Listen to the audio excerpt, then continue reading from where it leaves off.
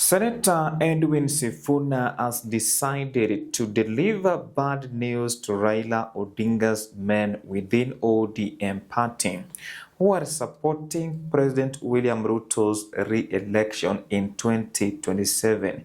He also exposed something to do with IEBC. Let us listen to him speaking before we proceed. ODM from across the country, because I as SG have a national network. I speak to Dickson Manyara, who's the chairman of ODM in Nyandarua.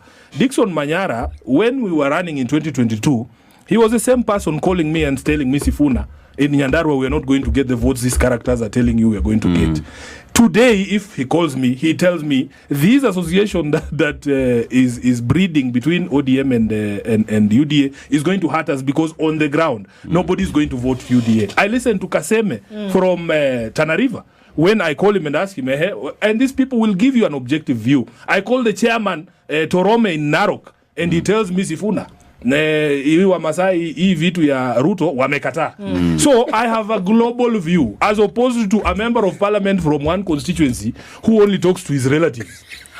You know, he only speaks to his kinsmen. He was elected by one community, one tribe. He has no clue where Tana River ODM office is. He has no idea. Yeah. So for me, City, he will allow me to still be the voice of ODM.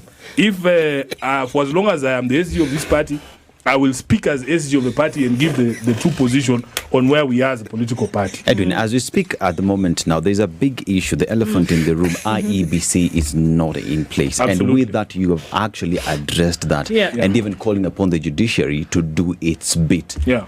Why is it taking so long? Now, you see, the beauty with these conversations is we are on record. It is true that there is delay in reconstitution of IEBC. There are some dark forces who have decided to stall this process. Because as we speak right now, the reason why the panel is not in place is because there's a court order that was obtained from a very notorious court in Kiambu, challenging the process. I have done my bit as a leader of a political party and as a senator. When the bills came through parliament, they were processed. I voted for the bills to pass. They were assented to. But then there are forces that are unseen that are pushing this hand to make sure that we don't have a panel in place. I have seen some people online saying, oh, it is the problem is not Azimio. The problem is not Azimio. The problem is there is a court order there. And ODM is the biggest loser in the current state of affairs. Because as I told you, we have 3 vacant slots in the National Assembly alone. And if you... Now that is what the first-term senator is talking about. It is very important. Now Kenyans are also angry with this story to do with IEBC. Let us listen to them speaking before we proceed. Want IEBC in place. IEBC in place ndio tuanze kuipita watu wanakuja kulisha watu pombe hapa ndio wasaini Kenya wataki. That is what is happening in the Republic of Kenya. I must be confident to say that those who are in ODM that are supporting President William Ruto's re-election in 2027 must prepare themselves for a clear defeat. In this video, I want us to talk about 3 reasons as to why the head of state will be sent home by Kenyans in 2027 if he is not careful. If we take into consideration with what Senator Edwin Sifuna is saying.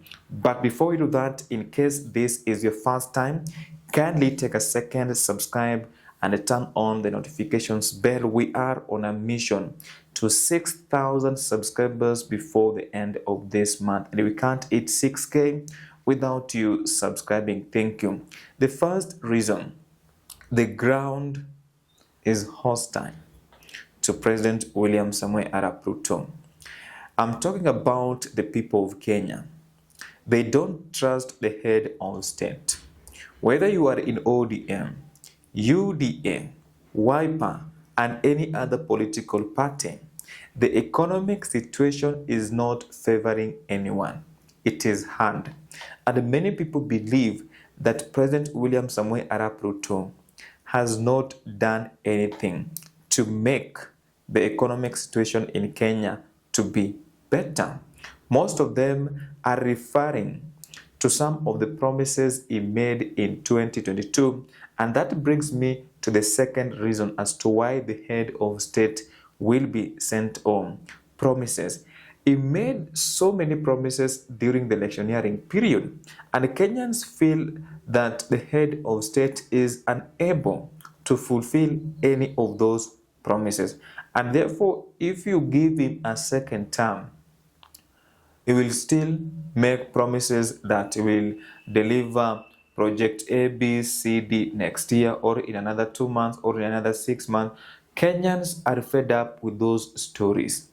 And that is what Senator Edwin Sifuna is telling his colleagues in ODM, that if we are going to support this man in 2027, we are going to sink. ODM party will carry all the baggage and all the things that this administration has been doing. So supporting his re-election is a bad idea, according to Senator Edwin Sifuna. The last reason, President William Samoei Arap Ruto must understand this, that Kenyans will not forget easily. People will continue to talk about the stories to do with abductions.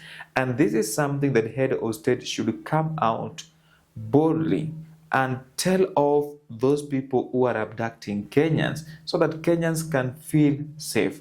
Otherwise, they will deal with him at the ballot, because they will feel that if this person will give him a second term, what will happen to Kenyans?